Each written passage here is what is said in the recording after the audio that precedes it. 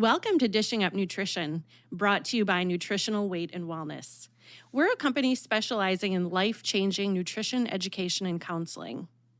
I recently came across a statistic that really took me by surprise. According to the World Health Organization, or we'll call it WHO as the acronym, depression could be one of the top health concerns in the world by the year 2030. That's just 7 years away. That's not that far out in the future. Right now, it's 2023, anxiety and depression are among the most common mental health conditions worldwide. So it's not surprising that researchers continue to look for new ways to reduce the impact that mental health conditions have on society. You know, if all the prescription medications, if all the therapies were the answer, the rates of anxiety and depression and other mental illness wouldn't continue to increase each year. You know, Cara, I find it really heartbreaking to see clients of all ages each week suffering from anxiety. So, listeners, are you someone who struggles with your moods? Maybe you refer to yourself as kind of really emotional for yourself. As someone with anxiety or depression, maybe it feels like you are on a roller coaster in your life, and that is you feel a little out of control. So hopefully, Cara and we can give some practical solutions today. Yeah, definitely. You know, our emotions and our moods, they affect everything. Relationships we have with family, friends, maybe it's a classmate, a coworker. Emotions and moods affect our productivity and our focus. So whether that's, in our career, how we perform in school, and of course our social lives. So it's very impactful. Very. Very impactful. I've had clients say they feel like they white knuckle it through the day, and at the end of the day are like, oh, I made it through the day, when they can finally sort of unwind and be in a safe space. So if you can relate to the emotional roller coaster analogy, whether this is you personally or maybe a loved one, we want you to know that this is not a character defect.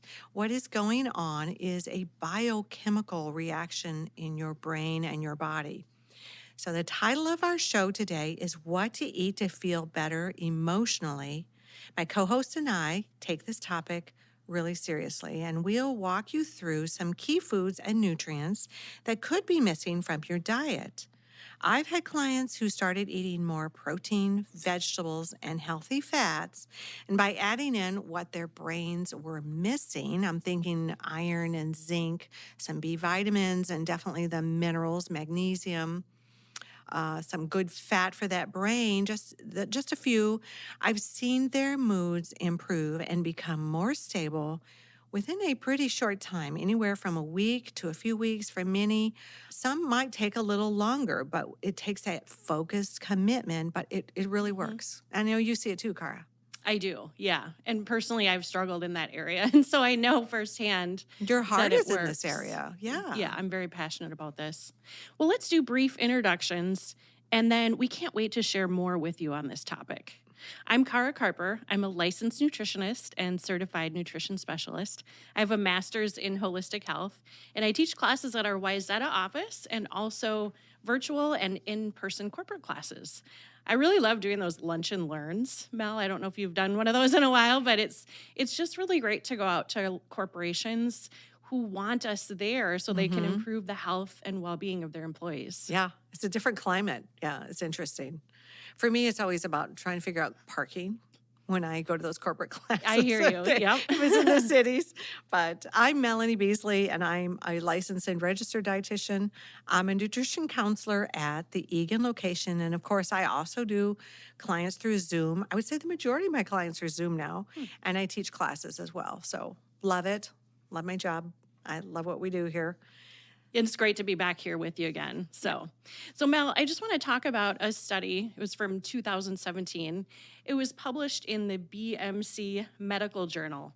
So the study was called the SMILES trial. Oh, how interesting. I know. It's super interesting. It was one of the first randomized controlled trials that looked at whether or not dietary interventions, so basically changing what people are eating, could treat mental health problems. So it was a smaller study, close to 70 people that had moderate or severe depression. They either received nutrition counseling or social support. And that was in addition to whatever treatment they were already getting. So the group who had nutrition counseling, they were served foods kind of similar to a Mediterranean type diet. Pretty clean. Exactly. You got your vegetables, your fruits, healthy fats, olive oils, nuts, things like that, and a variety of proteins, meat, poultry, dairy, and fish that contained omega-3 fatty acids. So, Mel, I know we were talking about this study. Can you tell our listeners what the outcome was? Yes, I'd be happy to, because this was such a fun study. The outcome was so interesting if you're a nutrition nerd like Car and I. Well, at the end of the study, the group that received nutrition counseling had significant greater improvements in their depression symptoms. Not surprising. While only 8% of the people in the group who received just the social support had their depressive symptoms go away. 32% of people in the nutrition counseling group had relief from their depressive symptoms, and in the study, they referred to it as remission, meaning that it wasn't a temporary thing. That's pretty phenomenal. Not surprising, though, because I see frequently in clinic, research is just starting to explore these connections that Darkavist and our team here at NWW have been teaching for over 30 years. So we're not really surprised, and I feel confident in saying it is one of our greatest joys as practitioners is seeing people go from that white knuckling that I was talking about to feeling like, hello, me. I'm 100% me again without the anxiety and the depression. That to me is what I love about this job. There's nothing better. Right. Yeah. And that's really phenomenal. You shared that 32% of the people who received the nutrition counseling had their depressive symptoms go away. That's a third of the group. It really tells you how nourishing the body also nourishes the mind. Definitely. That's really what we want to get across today. Yes. So just kind of breaking down again what was in the study and our philosophy at Nutritional Weight and Wellness, it's similar. It's not far off from a Mediterranean, like you referred to it as very clean eating.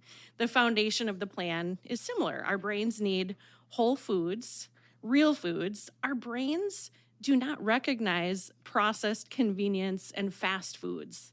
And unfortunately, we've just been bombarded with those for at least 50 years.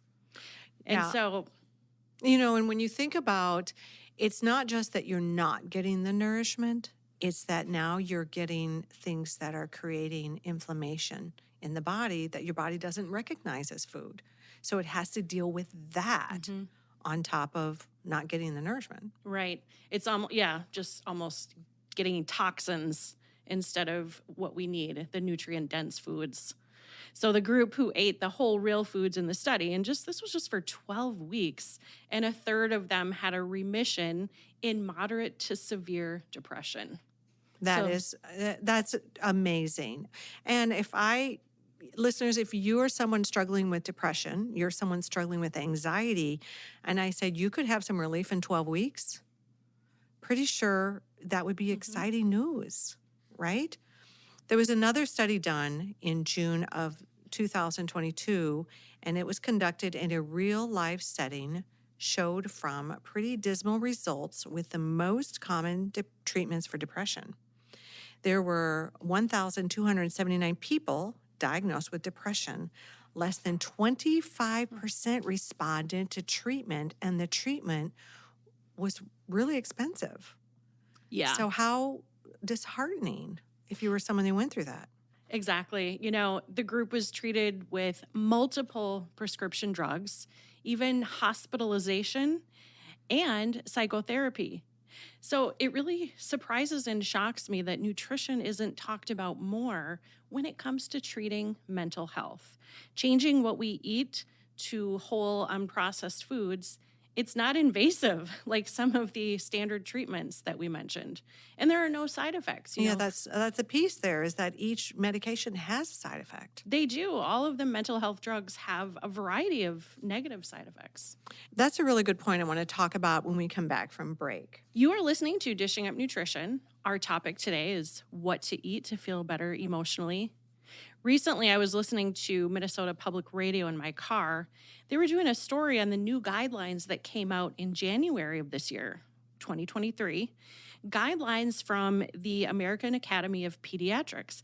And the guidelines were on how to treat the childhood obesity epidemic. Some of you may know that 1 in 5 American children are obese and 1 in 3 are overweight. So when we come back from break, Melanie will share what the new guidelines are for treatment. Welcome back to Dishing Up Nutrition. I'm Melanie Beasley, a licensed dietitian, here with Cara Carper, a licensed nutritionist. On January 9th, 2023, the American Academy of Pediatrics came out with new guidelines on what should be done to treat the childhood obesity epidemic. The new guidelines say this: children struggling with obesity should be evaluated and treated early and aggressively, including with medications for kids as young as 12 and surgery for those as young as 13. 4 new weight loss drugs are now approved for children 12 or older, and one is even an injectable drug. One of the drugs has been approved for teens 16 and older. Bariatric surgery has been approved for those 13 years or older. This frightens me. I feel the same way. And we see people with bariatric surgery as adults, and it doesn't come without a cost to health and their body. And I think, these children, it just scares me. You and I are not denying that childhood obesity needs to be addressed. It's a very serious issue in our country and throughout the world. Because it affects health. Correct. Body image, blah, blah, blah. But let's talk about the health, because we want our children to live long, strong, healthy, comfortable lives. Of course, yes. And we believe that educating parents and families how to eat real food, doesn't that just make sense? Yeah. It's a safe approach. Again, it's not invasive. People do need support. They need to be taught how to grocery shop, how to cook, how to put together healthy meals. We just don't believe the answer is in a pill, an injection, or with bariatric surgery. Ideally, everybody would be educated on how to prevent obesity before it happens. I think this is such a serious topic. We should maybe do a future radio show just on this. Yeah, I think so. It's so important. I mean, we want our children and our future to be healthy people and happy people and comfortable people.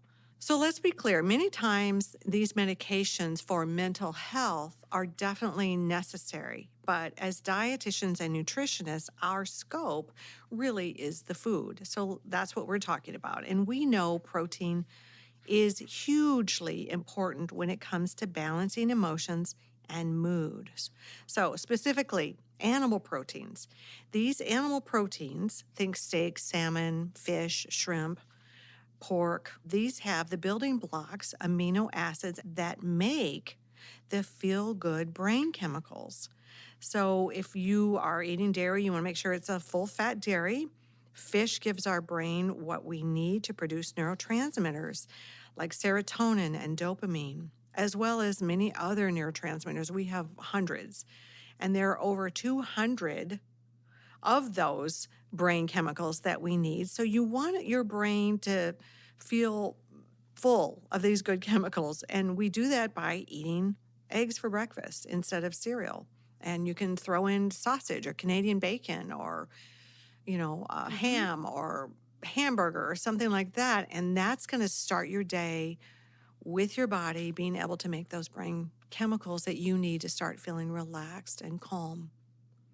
So think about it. Have you made those connections as a listener? Have you made the connections between what you eat and how you feel? Eating 3 to 4, I'd say at least 3 to 4 ounces of protein with your meals will provide a steady stream of those feel-good brain chemicals that Mel was just talking about.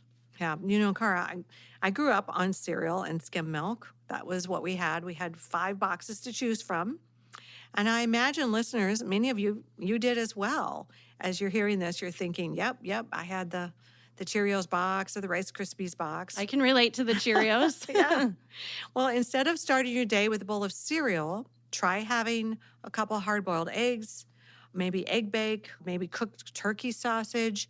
And if you pair that with a small apple and a handful of almonds, you're setting yourself up for a day of good and even moods. I started my day with a protein shake that I throw a little veggie in, I throw a little bit of fruit, a protein powder, a good one. I use a paleo protein powder. And that started my day off with 22 grams of protein. I do the same as well. Usually I kind of alternate between eggs for breakfast, or on maybe a more rushed morning, it'd be more of like a protein shake. And you can make, like those egg muffin cups and put those in the freezer that all you have to do is warm them up, or even grab them and warm them up at work. So you've got almost like an egg bake and a muffin. Oh, that's a great idea. Even taking our egg bake recipe from the website, weightandwellness.com, and making it in a muffin tin. Easy. Perfect. Yeah. I have a client, she's like, I just don't have time in the morning. So what I'm going to do is I'm going to bring it to work and I'll throw it in the microwave when I get to work. It works for her, and she keeps a jar of salsa at work to dump on it. Oh, that sounds delicious. Yeah. Well, I'm so glad that you mentioned, putting together these balanced meals is really what we want to emphasize. This portion of the show really resonates with me because, like I've shared, I tend to go up and down with my moods if I'm not eating regularly and in balance. And so for me, that actually is the most important factor, is to keep my blood sugar stable throughout the day. Oh, yeah. So let's talk about that. Let's talk about blood sugar and how that relates to moods going up and down. I think that's a big deal. And once you feel like you've gotten some peace with something you've struggled with, it motivates you to move forward. And balancing your blood sugar, it sounds complicated, but it's actually simple. But it does require some forethought and intention. Maybe some of you heard us talk about the Magic 3. I use this with my clients all the time because they can remember it. The Magic 3 is eating 3 components together, and that is your protein, some healthy fat, and real carbohydrates like vegetables or sweet potato or blueberries. That is going to anchor your blood sugar and start you out the day with the protein that we were talking about for mood, but also it's delicious. So we love that. For many people who are struggling with moods, they notice such an improvement just simply by eating in the combination of the Magic 3. So that's eating regularly, I'd say about every 3 to 4 hours throughout the day. And then the Magic 3 is also balancing out the protein, fat, and carbohydrate every time you eat, whether it's breakfast, lunch, dinner, or even snacks in between. I've noticed that if I wait 5 hours or more between meals or snacks, my blood sugar just crashes. It goes too low. And you get hangry. I do get hangry and unfocused. And Daniel Amen, he wrote Making a Good Brain Great. And he said in that book that low blood sugar equals low blood flow to the brain, which can cause poor decision making. And we know that low blood sugar can lead to low moods, low energy. Some other signs that I've personally noticed, but we hear this from a lot of our clients as well, is those uncontrollable cravings. And it's usually for like a sweet treat or your favorite crunchy carbohydrate. Think, chips, crackers. So those are all signs, body signs of having low blood sugar. So if you think about it, this is when you're driving home from work and you are so irritable with every driver on the road, or your blood sugar dropped too low, you're waiting for food in a restaurant, and your husband is getting on your ever-loving nerve because he breathes too loudly, right? I mean, this is where we just sort of lose our minds. And so having that blood sugar popped to a healthy place and not dropping and then skyrocketing up by eating those processed carbs, it just makes us nicer women. Right. So we want you to be making those connections. Are you feeling road rage? And is it the other drivers, or is it that your blood sugar is low? It could be both. I don't know. This is true. Well, what's really interesting is that people with type 2 diabetes are twice as likely to suffer from depression compared to people who have normal regulated blood sugar levels. So ask yourself, if you have type 2 diabetes or pre-diabetes, is that you? You have to really focus then, right? Yeah. And people with type 2 diabetes, they're also 20% more likely to suffer from a diagnosis of anxiety disorder. 20%. Yeah. So it's well established in the research there's a link between poor blood sugar control and having an increased risk of mood disorders, both depression and anxiety. So, all right, looks like we have to take a quick break. You're listening to Dishing Up Nutrition. And today we're talking about what foods provide the nutrients that our brain needs in order to have stable emotions and moods. Two important nutrients that our brain needs can be kind of challenging to get from food sources. And so people often end up being deficient in things like vitamin D or omega-3 fatty acids. So as soon as we come back from break, we will share more about that. Welcome back. You're listening to Dishing Up Nutrition. I'm Mel, and I'm here with Cara today. If you're struggling with low moods or with anxiety, there are a couple of key nutrients you might be deficient in. About 42% of Americans are low in vitamin D. In 2021, a study found that 70% of adults were not getting enough omega-3s from food, and 95% of children, 95%, were not getting enough omega-3s from food. Think about that. Almost all kids in our country are deficient in omega-3, which all ages need for good brain function. So if your child, one of the little signs is if they've got dry skin bumps in their arms and their legs, that's a good indicator. Omega-3 is important for basically so many things. I mean, brain health, but also skin health. Yes. Reduces inflammation. So, and we know it's challenging to get omega-3s and vitamin D from food sources. So if you or your child, and this could be a toddler to a teen, so if someone is struggling with depression or anxiety, it would be a good idea to take a high-quality vitamin D3 supplement and a high-quality omega-3 supplement. I give my 11-year-old both vitamin D3, and I also give her the omega-3 fatty acid that it's called DHA. DHA, it's really the same fat that our brains are made up of. So I like it because she can swallow the soft gel. They're very small, unlike some of those other very large omega-3 pills. So before break, we were talking about the connection between type 2 diabetes and that type 2 diabetics are 20% more likely to suffer with an anxiety disorder. And I came across a study that was from 2019. It was in the medical journal called Psychiatry, and they published an article on rates of depression in type 2 diabetics.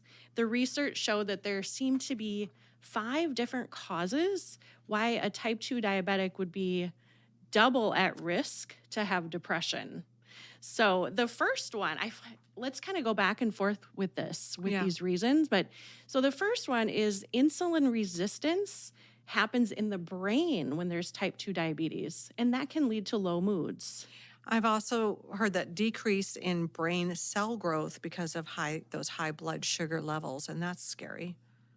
And also the brain cells just aren't kind of wiring and firing properly. They're not communicating. Our brain cells want to be able to talk to each other, right? But when there's high blood sugar or high insulin, they're not able to communicate as well. Those high blood sugars and that high insulin levels, it actually creates stress response in the body and the brain, and this leads to low moods. This is all stuff that happens in your body you're not even aware of. You're just trying to live your life. Exactly. And so again, high blood sugar and high insulin, they create that brain inflammation. And brain inflammation decreases that feel-good chemical, the one that we were talking about earlier, serotonin. Yeah. So there is a real connection between high blood sugar levels and low moods. So we have to think about this because type 2 diabetes is on the rise, and 90% of people who have pre-diabetes, they don't even know it.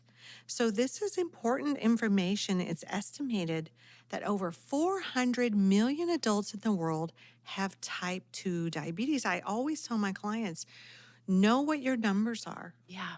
Know what they are, because this is your body and you need to advocate for yourself.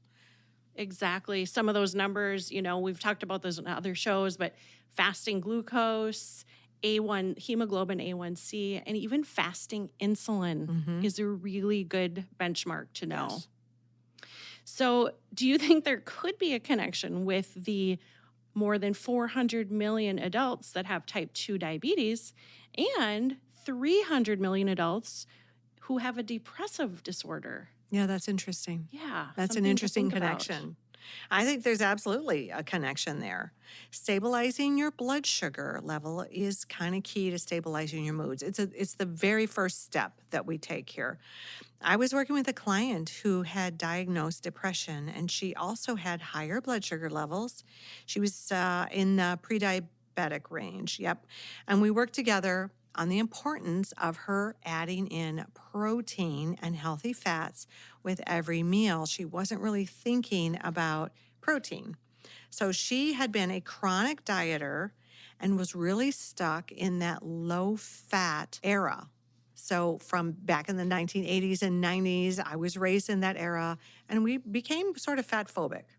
And when people were just jumping on that low fat bandwagon, we started seeing disease rise. So, Mel, did she follow your advice to avoid, the fat-free or the low-fat foods?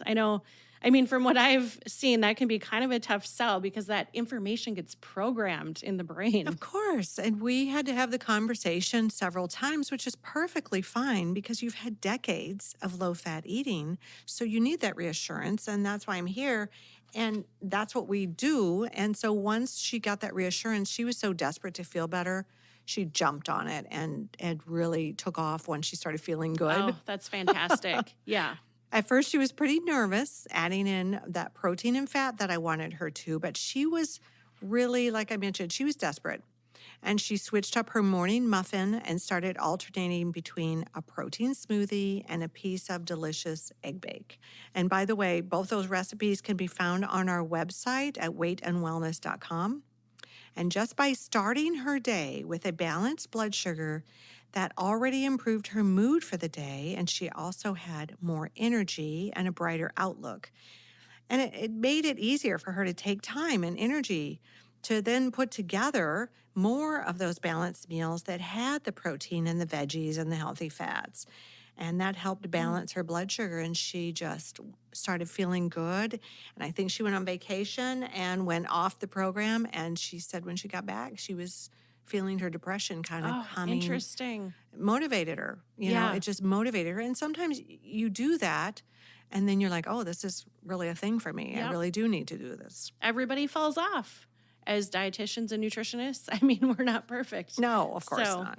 So, unfortunately, I'm so glad that she got the advice from you to avoid the low fat and the fat free foods. But some people who struggle with prediabetes or diabetes are still getting advice to eat low fat. That's Yes, I had a doctor's appointment the other day, and it was for Women's Heart Healthy flyer that I picked up just to see what they were saying. And they were talking about low fat eating and increasing the amount of grains and wheat products that you're eating, which affects your blood sugar. And I Right. thought, oh, this is so unfortunate. So, if someone's struggling with moods, then, really having the up and down moods, if they don't have that healthy fat, like you had said, it's an anchor for our blood sugar. Well, right? not only that, but if you think about it, our brains are made up primarily of fat. We've got to have Yes. fat so that we can have those synapses firing the way they're supposed to. That helps our mood. I notice if I don't get 10 to 15 grams of healthy fat every time I eat, whether it's a meal or snack, I'll kind of start to get shaky, kind of that hangry, lack of focus, all the signs we talked about earlier of low blood sugar. Yeah. And I get angry because my food doesn't taste as delicious. So I really That is want where that we fat. get our flavor is And- from those wonderful fats like butter, coconut oil, nuts, avocados. So the type of fat is really key. If you're eating out a lot and you're getting a lot of takeout, you're getting the type of fats that gum up the synapse. I'm thinking canola oil and peanut oil and safflower oil and some of these processed fats that we don't want for our brains. Cara, I tell my clients to pay attention to their bodies. If you're feeling shaky, you're feeling hungry, fatigued, depressed, or anxious, it's a red flag that it's a flare gun, really, that your body is sending out to tell you that you need to pay attention to what you're eating. Even feeling a sense of low self-esteem or low confidence, those can all be signs of low blood sugar. Those brain and body signs can be used as a barometer. It's a signal telling them, hey, when was the last time you ate a meal or a snack? And did you wait more than 4 to 5 hours to eat? Did you have adequate healthy fats and proteins? Right? This is all information your body is trying to tell you. And it's just we have to slow down and pay attention because our bodies really are our best doctor. Oh, they're sending us messages all the time. That's really why I encourage food journaling, whether it's on a piece of Mm. paper or in an app on your phone. And it really helps clients and all of you listeners can make those connections, you know, based on how frequently you're eating and where your moods are at.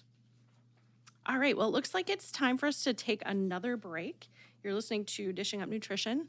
I'm Cara Carper, licensed nutritionist. I'm here today with Mel Beasley, licensed and registered dietitian. And our topic today is what to eat to feel better emotionally. You know, I've noticed people have just gotten away from spending time in the kitchen, cooking and preparing meals. We started offering virtual cooking classes a while back. They've been very popular. So Mel's going to share some more about our upcoming classes right after break.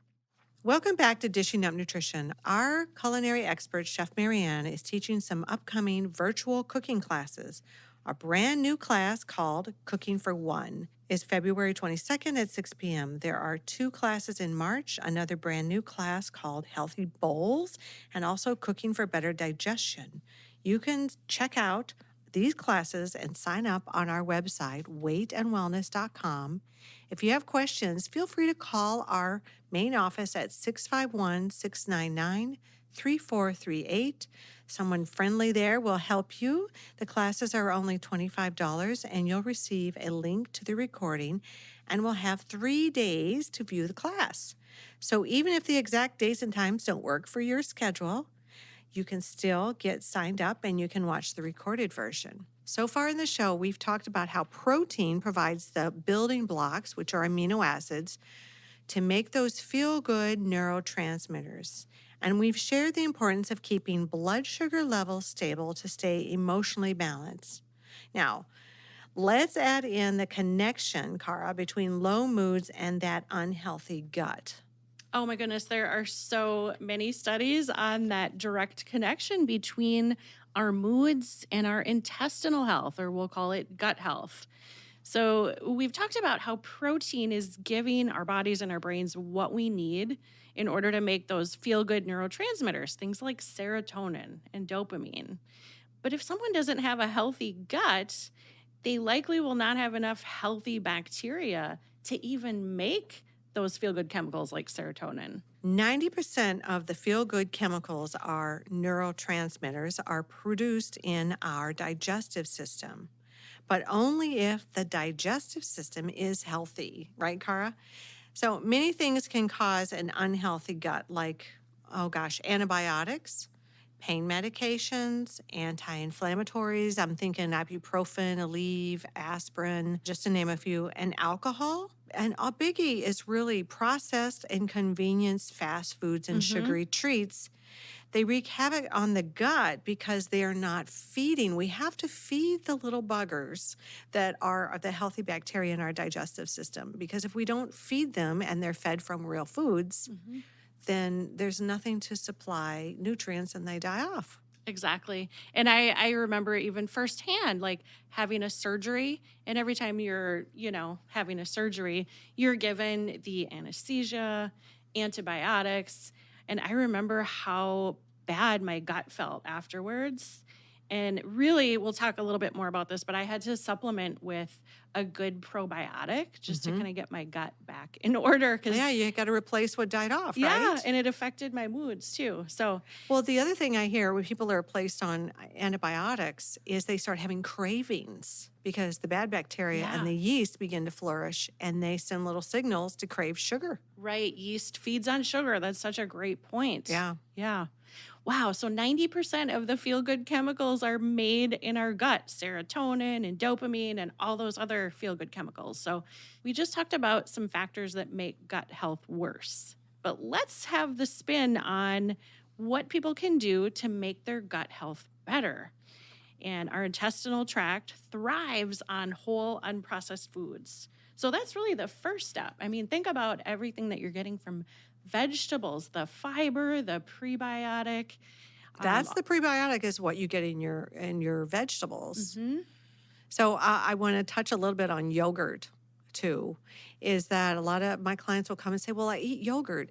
It's not enough. It just isn't enough. We don't have enough in our soil anymore to produce enough probiotics. You really need a good probiotic. Because you hear some foods are probiotic rich, like yogurt or kefir, but even, on a healthy plan, it ends up being not enough. It really depends on each individual, how we approach that plan. But honestly, I think pretty much everybody needs a good probiotic. I've had a few clients that were doing great and they didn't. But Cara, let's get back to food for a minute. I want to touch on some of those key vitamins and minerals and other nutrients that play an important role for stable emotions and moods. Because again, it's not just that we are putting the good food in, we're also removing the food that doesn't do us well. And so you and I had talked earlier about nutrient-dense foods. And what we mean is what, Cara? Like really rich, healthy. Whole foods, right? Real foods. Thank And you. Mel, what is that saying? You say you can, if you can't pick it, pluck it. What is that saying? Because that is really the message that we want to get across. If you can't name the plant you pluck it from or the mother it came from, don't eat it because it needs to be a rich, from nature source of food. And so you can pluck it or hunt it. It's probably something good that you can eat. There is no pepperoni animal, right? Exactly. There is no Fruit Loop bush. Exactly. So, yeah. So real food does a body good. Right. And it's giving our bodies and our brains what we need for optimal moods. Meat is high in zinc.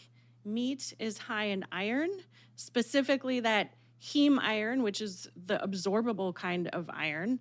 And we need that for brain health, right? So that's just an example of how we're getting nutrients to support our brain from real food.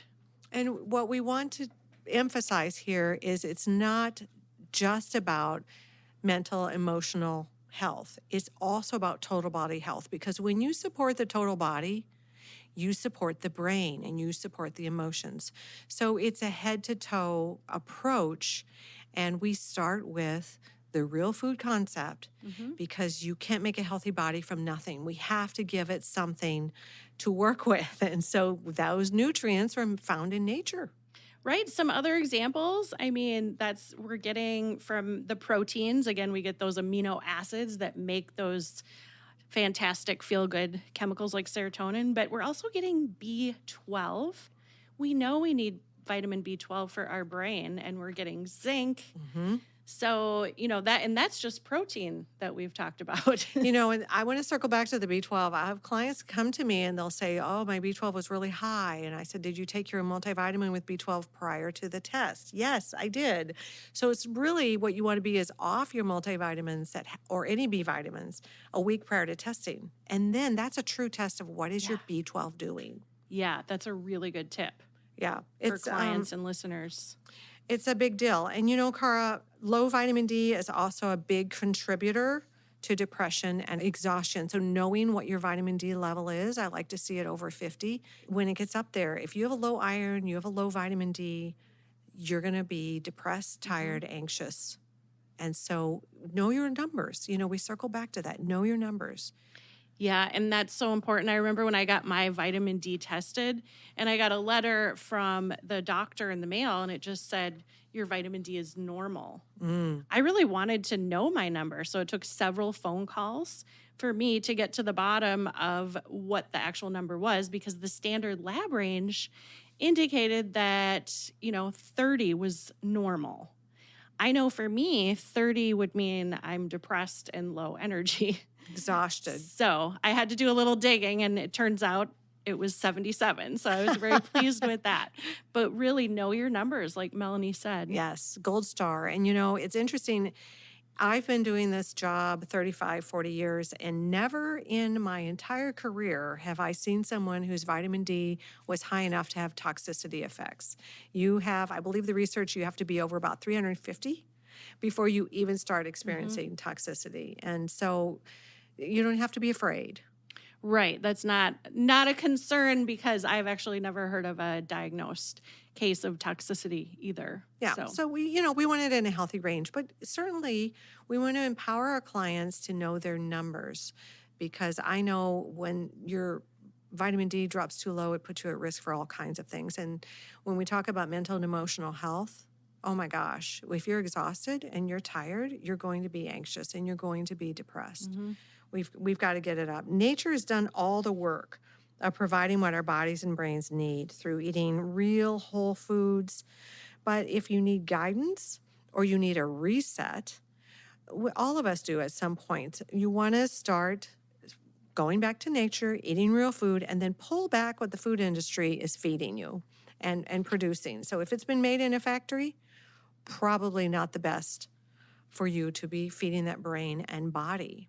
Well, our goal at Nutritional Weight and Wellness is to help each and every person experience better health through eating real food. It's a simple but a powerful message. Eating real food is life changing. So we want to thank you for listening and have a wonderful day.